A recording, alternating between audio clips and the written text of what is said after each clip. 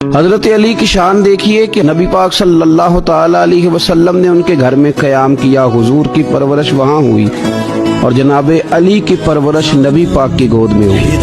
حضرت علی المرتضیٰ 5 تن پاک میں بھی شامل ہیں اور 4 یار میں بھی شامل ہیں۔